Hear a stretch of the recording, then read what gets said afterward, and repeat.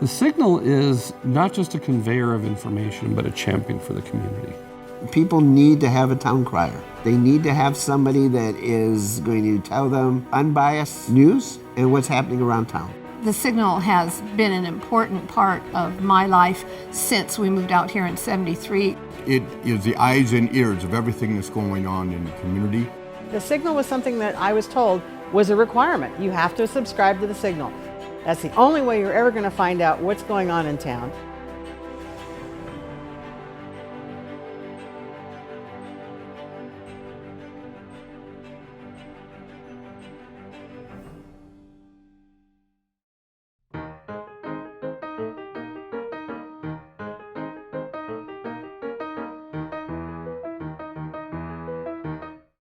The interesting part about our Signal is it was created literally a few months after World War I. Our valley was just a little, rail stop, so to speak. There's a couple thousand people, a few telephones. Its first issue was published February 7, 1919. First owner was a man, Edward Brown. Ed Brown was a World War I veteran, suffered terribly from mustard gas poisoning, and he only lived another 5 years, died in 1924. His wife, Blanche, helps out, Blanche Brown, and as his health deteriorates, she starts stepping in and running the paper more. She hired a guy by the name of Thornton Dole, who was the local forest ranger. This is the first bona fide cowboy poet of the Santa Clarita Valley, who tirelessly wrote these beautiful poems about the valley.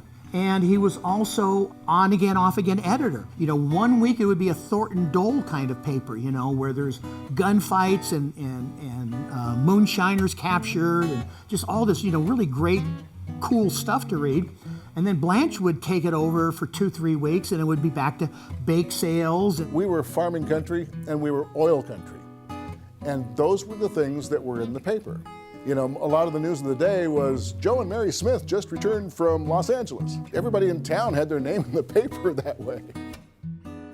They had an old-fashioned hand press, a clapper press, where you just put in a piece of paper, and then you slam, the frame shut, and we get your hand out of the way, and then that makes an impression, and then you open it up, pull the paper out.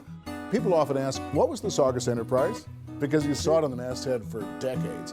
The Newhall Signal and the Saugus Enterprise.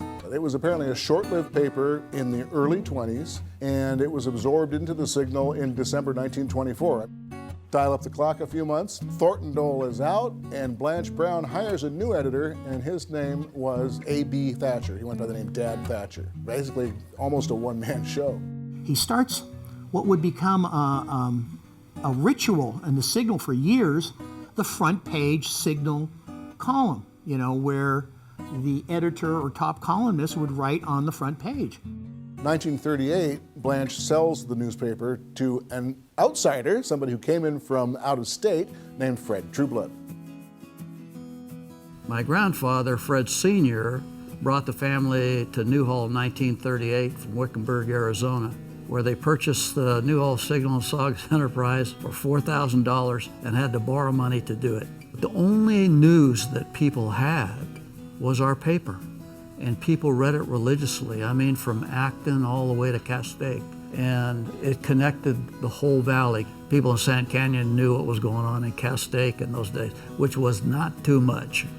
My dad, Fred Jr., worked at the newspaper after he got out of World War II. My Uncle Gus, who was younger, he worked for the paper, and my Aunt Joan did the society page until my mom entered the picture.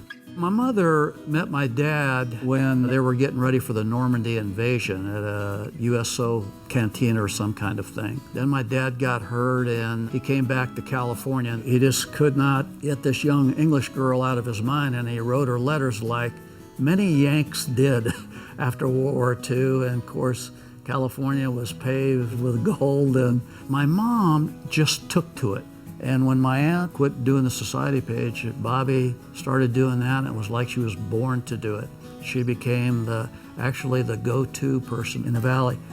We weren't a wealthy family in town, but we were a prominent family. When your family has a newspaper, everybody knows who you are. We had an office out front where you could conduct a little business, but in back it was dirty. We had, with linotype machines, we melted lead and made lead slugs. I wouldn't begin to know how a linotype machine works. They're incredibly complex. They're made up of thousands of parts. You had a keyboard. It had 90 keys in it. If you pressed a key and held it down, then the magazine, which was up above you here, contained matrices or tiny little molds, each with a letter that you would assemble in a line. And then you would send it up, and the machine took over from there.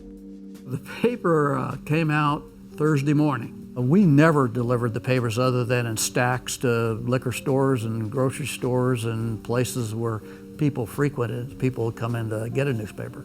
One of the interesting features, it didn't have an editorial section except for my grandfather, then my father later wrote a column called The Tower. And in those days, there was no such thing as political correctness.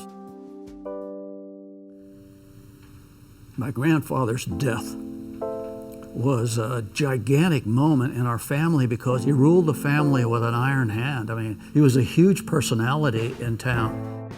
My dad worked 70 hours a week when I was a kid, took a half day off on Sunday. Of course, we just thought that's how life was. It was a tough business, tough, physical, draining business.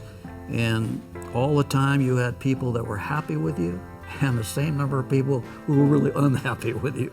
He would say that no son of mine will ever work in a newspaper, as long as he was alive.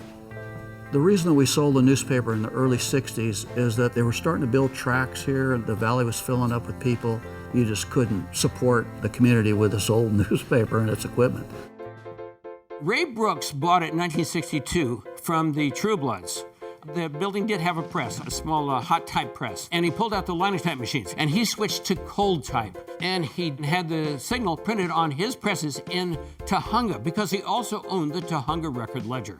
Ray just had it for a short period of time. I think he wanted, like a lot of people, you come into a community, you think, oh, newspaper, how hard could this be? Ray was an outsider, just like the Newhalls were outsiders when they came here. And it took a little while for them to be part of the fabric of the community. Ray Brooks, he had owned the paper, I guess about 6 months, and my father approached him in early '63 and made a deal and bought the paper. Scott and Ruth were a really lifelong newspaper people. He graduated from college and left college, as a matter of fact, in the early Depression in about 1933. And he found a job as a photographer at the San Francisco Chronicle. He knew nothing about newspapers, knew nothing about photography. But a friend of his offered to teach him everything he needed to know and taught him fast. My mother, by her own nature, was a very good writer at the time, and he would call upon her to help him at the newspaper. And she became a part-time employee at the Chronicle. They were in a battle with the San Francisco Examiner, their big competitor, and the Chronicle was in second place and the Examiner was in first place. They had been that way for about 50 years. And Scott said the only way we're going to attract readers is to give them something special to look forward to and to pick up and read the paper. And that's what he did. The Chronicle ultimately gained readership by all this and passed the circulation of the Examiner in about 1958. The only trouble with the Chronicle, while he was very successful there, he was just another employee. And he said, sometimes I'd like to own the paper and not have to put up with petty disputes or petty unions that they had there. And so he knew from his relationship with the Newhall Land and Farming Company that they were planning to develop this area, the Newhall-Saugus area, into a community. And he said, do they have a newspaper down there? And he found out about the Newhall Signal, and he found out that the owner was willing to sell it. Scott Newhall was a totally different personality. Mr. Truebloods sold newspapers because people wanted to find out what was going on in their valley. And Mr. Newhall sold newspapers because he knew how to sell them. People would complain, it's outrageous, it's not true. He met a guy in San Francisco who was with the Society Against Indecency to Naked Animals. He said, let's bring him down here. And he surveyed the area and came to the Signal, of all places, to explain that it was incredibly immoral that they would let these naked cows graze in the fields out there where anyone could see them. And they even chartered a little biplane, and they had this guy in the biplane and fly over the valley, especially the fields of the Newhall Land and Farming Company, and drop leaflets and clothes. They would drop these bloomers and stuff. And people thought, this is incredible, this is weird, this is outrageous. But they bought the paper and they read them. And that was the purpose of it. Scott and Ruth Newhall were two of the fieriest journalists you could ever want to know. I mean, they literally, that paper just sizzled. He loved to cause mischief. But there was also a very practical side of their journalism, you know, with Scott, Ruth, and Tony, that you get something to attract people's attention. Ruth used to write a Christmas column every year. It was Ruth Newhall's Christmas poem. If your name didn't get in Ruth's Christmas poem, positive or negative, people were really angry about that. But then there'd also be really serious stories of things that needed fixing or some wrong that needed righting. Who could not forget, if they won't slow down, throw the bastards in jail? I think that headline was one of the most controversial things that ever ran. We had bomb threats at the Signal after that editorial ran from angry truckers. It was a very sad story. A trucker on Soledad Canyon who did not have good brakes could not make a stop at the intersection of Soledad and Bouquet Canyon and rear-ended a camper that had children in it. They were going to Magic Mountain. The children were killed. When it was discovered that his brakes were faulty, of course, Scott just went on the warpath with his editorial trying to get some things done for the safety on our roads. Scott understood that a paper takes a position. Now, I always thought the papers don't take a position. No, the paper has a point of view, and people read that paper to understand or illuminate questions they have regarding this particular point of view. One of the most interesting events that was held in the 60s was the so-called meeting of the Ku Klux Klan. We heard that they were trying to dredge up some membership here in Southern California, and they had chosen the meeting ground in Soledad Canyon. And Scott was extremely critical of them in his editorials and says you cannot come here and threaten any citizens that are living here. You cannot make a spectacle of it yourselves. The organizer, I think, left after that, and we never heard anything about them locally again. There were several other competitors. The first ones, when Scott came here, was the Sentinel, the Valley News, and Green Sheet. And there was also the San Fernando Sun. When he bought it, the paper was a weekly on Thursdays. And then they changed it in late 1965 to bi-weekly, Thursday and Sunday. And then when he found out that the San Fernando Sun would be coming up to this area, he said we can knock them off if we have a more legitimate publishing schedule. In October 1966, they changed it to Monday, Wednesday, and Friday. And then really you didn't hear much of a peep out of the San Fernando Sun. The Signal was our hometown paper. Two of my boys were paper boys when it was delivered 3 days a week, and they had to go collect money once a month. You could read the LA Times, but it didn't cover us. We did have the daily news, and it was just a little sliver of our news, but the Signal was all Santa Clarita all the time. So we had a chance when the Sheriff's Department vacated their building to move to the City Center in 1973. We took over that building and made it our composing room and our advertising sales office. And so we had buildings on two sides of the street. On the south side, it was the main building. On the north side, the old Sheriff's building became our composing room. There was, I think, 7, 8 desks, just all crammed in there together, and old-fashioned typewriters. And you would type up your stories, and then you would put them in Ruth's little basket. She'd read them, edit them, and then she would call over, and across the street where the old sheriff's office is, at the corner of 6th and Main Street today, where the Canyon Theater Guild dressing room is, was the back shop. And that's where you would go over and lay out the paper, on these banks and run the stories through this special film machine. It would come out on this glossy film, and then you dry it, and then you would run it through a hot waxer machine, and then you would cut it out and put it literally on boards and stuff, and then put, the pages together that way. I remember when Scott and Ruth came to town, they said we have to have a column as someone who talks about society. And who better knew it than Bobby Trueblood, who was the grande dame of this valley, an absolute queen. And she said, I'll gladly be it. So they introduced a column called Look Out for Bobby. And she went to as many parties as she could for the simple reason of getting to know who the people were and then being able to go back and write about it. My mom, Bobby, and Ruth Scott became best friends, you know. They loved each other. We spent many holidays and many dinners out in Piru, and Skip and Tony and John and I became some good friends. And then at one point, Bobby got fed up. She had a good friend who was in the state legislature named Ed Reinecke. The Signal came out with a very strong editorial saying that Reinecke, who I think was lieutenant governor at the time, about 1970, should be recalled. And Bobby got so mad at that, she resigned. The Newhall Signal has been my life. It is therefore a most painful thing to read such an atrocious editorial deriding our congressman. The Signal upholds the fact that every man in the true American way has a right to speak his mind, and yet it seems that any man who thinks not along the lines of the Signal relinquishes that right and becomes a target for any small, insignificant, childish jab that the reporters wish to blow up into their journalistic coup of the year. If you're going to get involved in a community, you have to be involved in the good works of the community that help people, the citizens. And that's why we were involved with what was originally the Newhall Saugus Boys Club, became the Santa Clarita Valley Boys and Girls Club, and the Historical Society, and the same was true for the hospital. The hospital needed support. So several of us were members of the hospital boards and some other things, and with College of the Canyons too.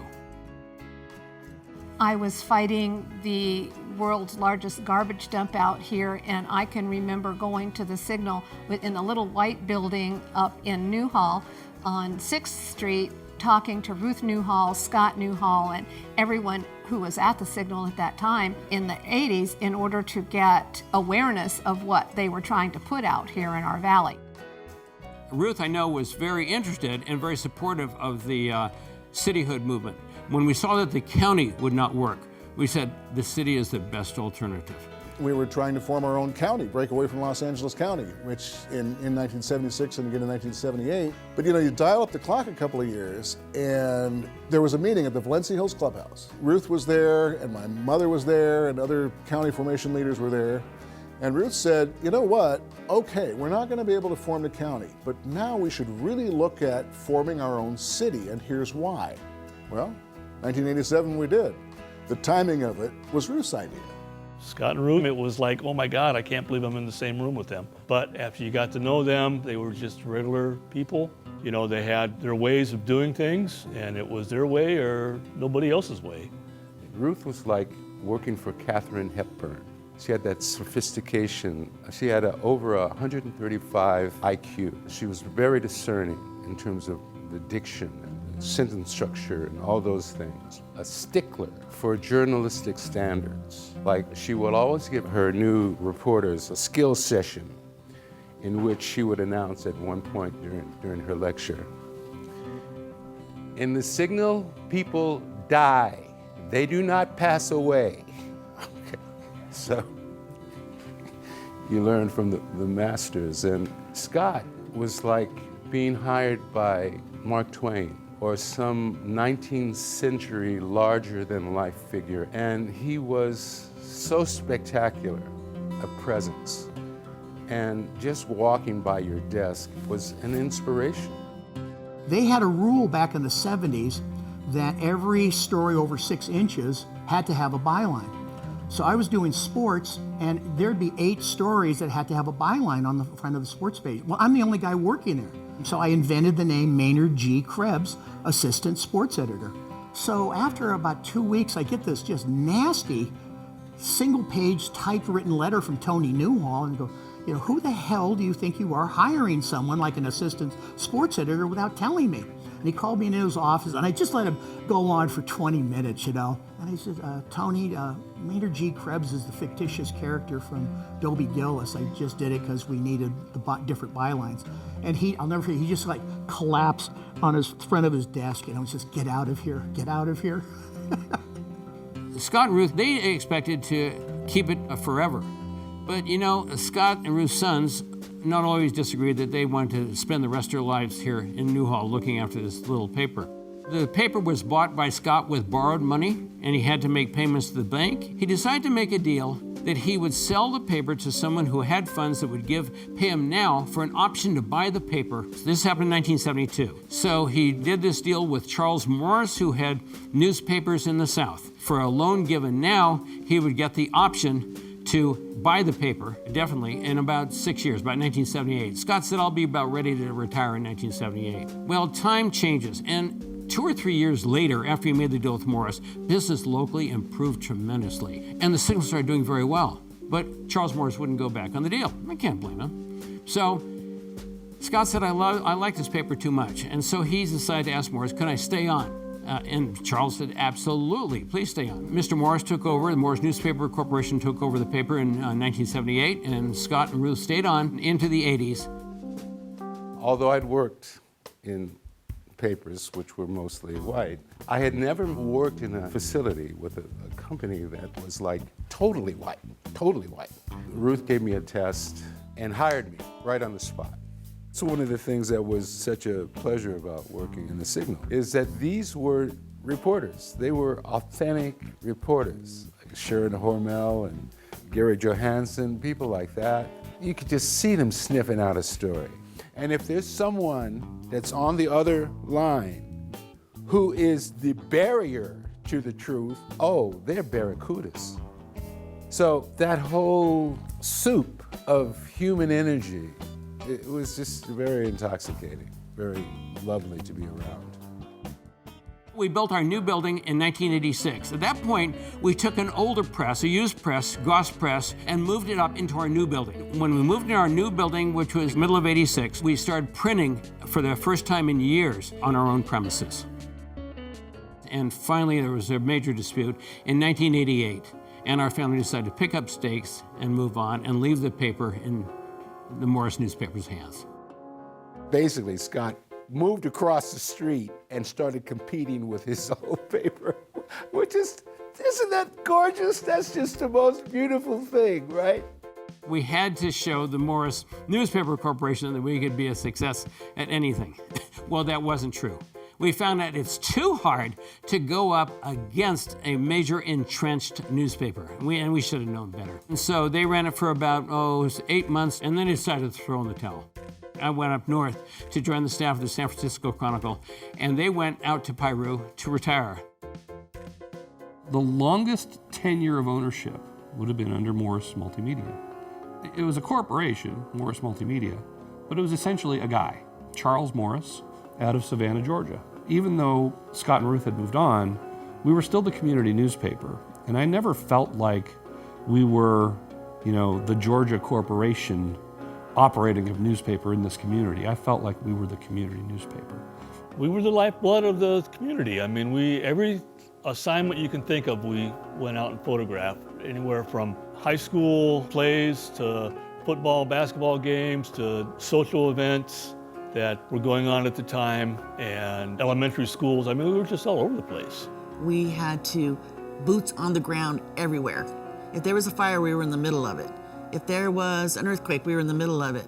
If there was a flood, we had to get our clothes on and get out there in the rain and the flood. And we had these notepads. We had to get everything down on a piece of paper, and it had to be accurate. And it was a 24/7 operation. Reporters and editors would come in the morning, and photographers, and start covering the news of the day. We would edit and process the news, put it all to bed by about 11 o'clock at night, and it would go on the press, and the press would be running through the middle of the night, and they would hand it off to circulation at 4 o'clock in the morning, and hopefully it would hit your front porch by 6, and rinse and repeat.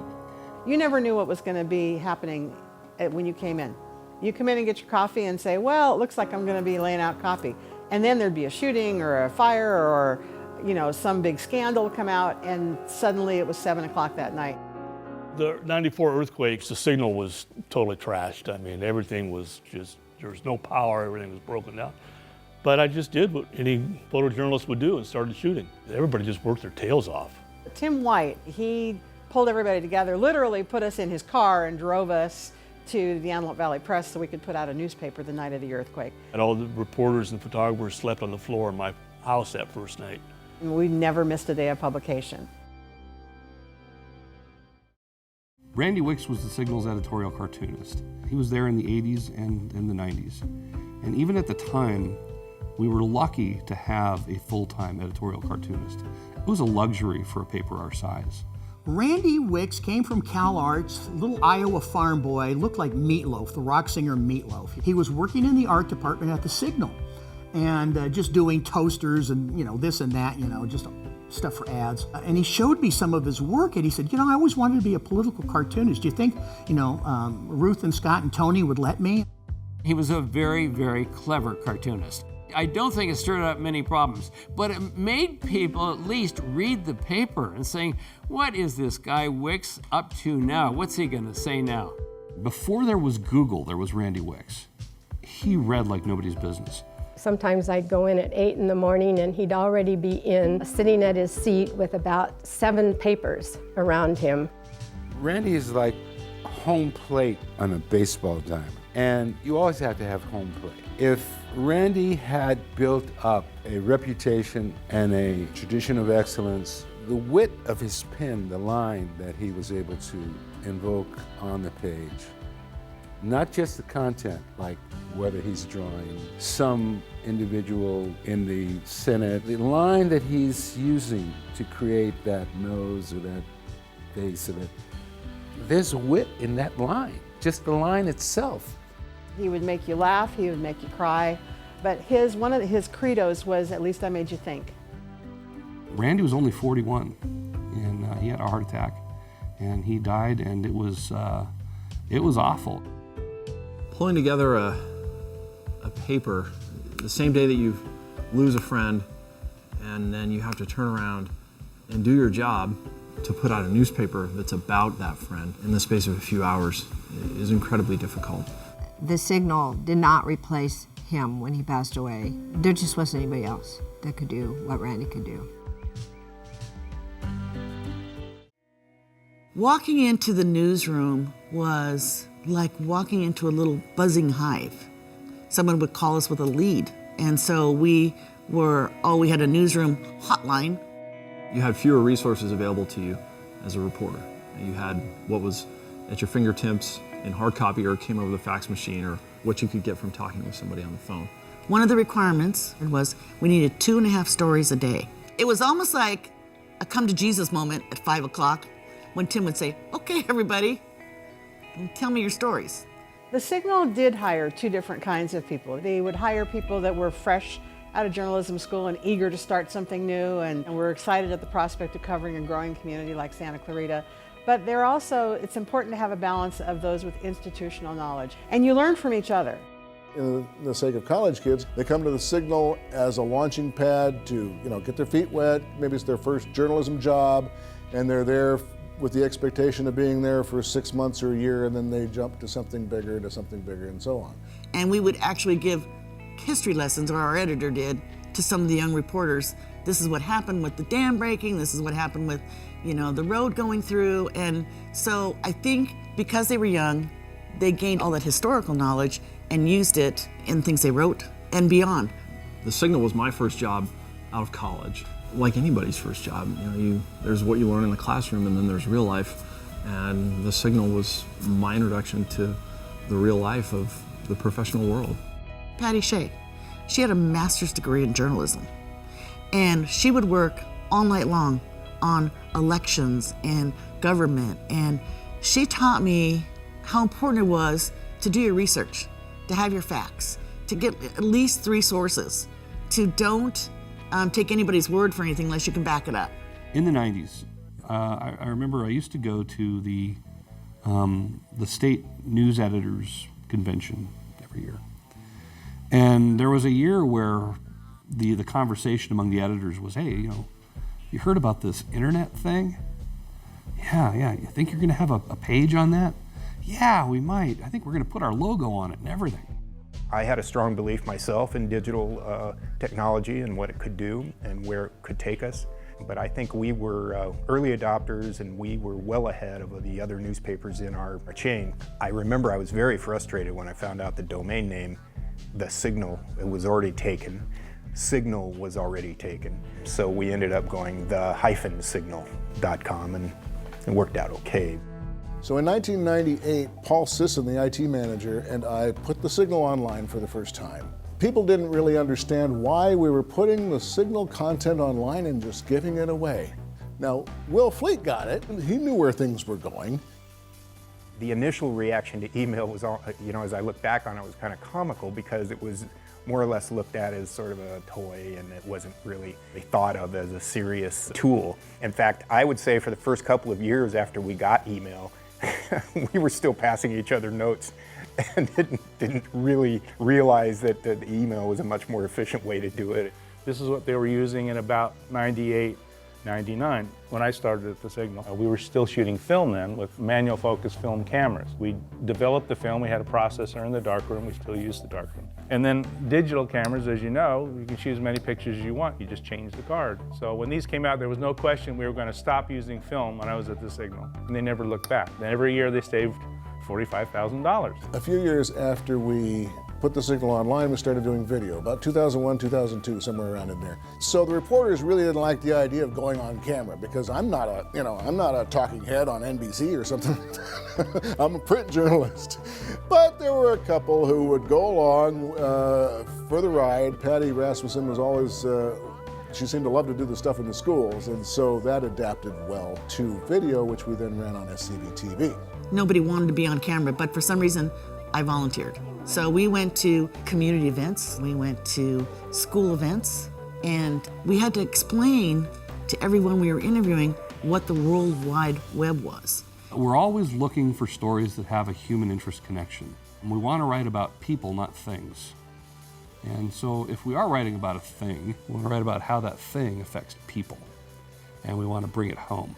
And we started this eclectic entertainment weekly. And it was a tabloid, and it was a lot of fun. Society and entertainment coverage is critical to a community newspaper because that's the heart and soul of a community. Yes, you have your government coming and going, but the society, the escape, is what keeps people together. It brings people together to see a performance. It brings people together to do a performance, to see your child in their high school choir or your elementary school grandchild dancing on stage for the first time, or to read books that local authors have written. It was a lot of women, hardworking women. There was 2 Pattys, 2 Stacys, 2 Michelles. We just all kind of helped each other. So when you look at things that we got awards for, you may see a byline at the top, but the tagline at the bottom was 3 or 4 more people. When Jake Karegian was killed, you saw the newsroom just come alive, and it wasn't one person leading the charge. It was this person was calling the sheriff's department, this person was talking to the homeowners, and then you all come together and it makes this magical creation that you're able to give to the readers. So in my 27 years with the city of Santa Clarita, I was the communications manager for 11 federally declared disasters. And then there was major issues, such as Ellesmere Canyon, such as the mining project. And every step along the way, we depended upon the Signal newspaper to provide the community with the information that they needed to make decisions, to vote, to show up at an event, to write a letter. Without the Signal, I don't know that we would have been able to move some of these issues forward as successfully as we did over the years. The contaminated Burbite property in the middle of this city might be built on right now, if not for the investigative journalism that the Signal reporters did 20 years ago in this case. The very first day that I became publisher of the Signal back in 2004, I had dropped my daughter off at the ice station, and there was this like mini kind of riot. So I called in and asked that the reporter come out and cover it. And it was after 5, it was like 7 o'clock on a Friday, and I was told, well, we didn't have a afternoon reporter. And then I said, well, send a photographer. And I was told, well, after 5 o'clock, Monday through Friday, they don't have an afternoon or weekend photographer. So I built up the staff to make the product better. We're a local paper, we need to cover local news. That's what people are looking for in a community paper. Morris Multimedia Inc., I actually enjoyed working for them. They were very liberal as far as they let the publisher at hand, kind of run his own business. They would come out every 6 months or so and kind of just check on us. But the downside to that was then if they didn't like what was going on, we lost a publisher every 2 years. You bring a new publisher, and every new publisher was this way. They were going to build up the paper and make it the way it used to be. They all said that. They all believed it. And they all strove to do that. They would add new features. They would hire new staff. They would build up the paper.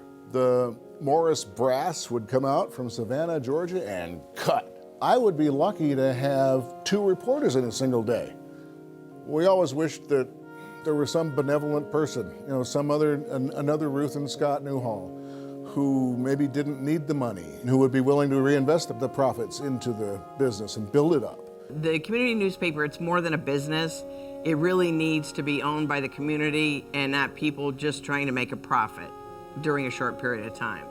I think local ownership is the way to go, especially for this newspaper, in this community. You run into the same people constantly, and unless you live here, you don't understand this community at all. Another out-of-towner, not as far as Savannah, Georgia, but an out-of-towner named Chuck Champion and some partners purchased the Signal from Morris Multimedia. And so now it had a different owner. Chuck Champion had some ideas for the paper that really actually weren't related to the print product. He had an online product and a video product that he wanted to develop, and he wanted to use the Santa Clarita Valley as a test market and roll them out nationwide. Well, those things didn't happen. And so in really 2 short years, he sold it to Richard Budman. Richard Budman is the first person to own the Signal since Scott and Ruth Newhall, who lives in the Santa Clarita Valley. You've seen him build it up. But the thing of it is, he's building it up on his own dime. Not like a past publisher who would try to build it up on Charles Morris's dime. Richard and Chris Budman, who are the owners right now, it's absolutely marvelous that they're local, that they understand and they know the community. When Richard called me to tell me he was going to be buying the paper, it sort of sparked something. I didn't realize I'd missed, the news business as much as I did. And this was going to be the start of injecting new life into the Signal. When Richard came aboard, I think we might have had 4 editorial people, and we're up to over a dozen now. And that's what the community wants. They want the journalism. Well, my responsibility as the publisher is to give the community a voice. And we try and cover the news as fairly and as honestly without bias as we possibly can. Any newspaper, I think, first and foremost, needs to be objective. They need to be able to report in an objective manner. And I think the current Signal does that. It's very important to have the news in the hands of responsible, skilled writers, collectors, and editors. What we're trying to do now is we're trying to put texture to the news. It's doing community stories, it's covering the nonprofits, it's bringing the community together by telling the positive stories in the community. I hope this is the story for a lot of community newspapers. But even in today's multimedia environment, you can get all you want to hear about Trump on social media and the national media. You can get all you want to hear about pro sports, but you can't get your kid's soccer score. You can't get what's going on at City Hall. You can't get what's going on with your local school board. It takes community-based resources to cover that news, and that's the news that affects people's daily lives. There is something special about the Signal, and I think that must have been ingrained. It probably goes back to Scott and Ruth Newhall. They are the ones who probably gave the Signal the DNA that there is something different about it, different and wonderful about the Signal. I think it goes back to the days of at least Fred Trueblood. And Fred Trueblood and his son, were community leaders. The Signal back in those days was your weekly family photo album. It's like who's born, who's died, we need to support so-and-so. So-and-so needs to be punched in the nose. The Signal gave me a special identity in the community, and it gave me a career that I didn't know I wanted. It wasn't an 8-hour a day job. It was a 10 or 12-hour a day job. I think we all want to believe that it really mattered, and that what we did made a difference to this community. I've been here 40 years. I've read it, I do believe, every day for 40 years. I get up every day and I read the Signal. You can't really, as an individual, own a newspaper. I don't think Scott Newhall could own the Signal. Charles Morris couldn't own the Signal. Richard Budman can't own the Signal. The Signal belongs to the community and the people they serve. And they can own the business that supports the newspaper, but you can't really own a newspaper as an individual. When you've been that closely associated with the Signal, you know, you've got your loves and hates and ups and downs, but at the end of the day, you bleed Signal red. And, you know, we refer to it sometimes affectionately, sometimes jokingly, as the mighty Signal. But it is the mighty Signal. To us, to those of us who've been a part of it, certainly, it is who we are. It is a reflection of what we are. And it runs in our veins. My writers, they work their butts off. They try the hardest they can every single day. They go out there for very little money to inform the community, and they do it because they love that business. I put stakes down here. I put my roots down here. I raised my kids here. Care a lot. I cared a lot about this place and this paper. And I think that's what I'm most proud of.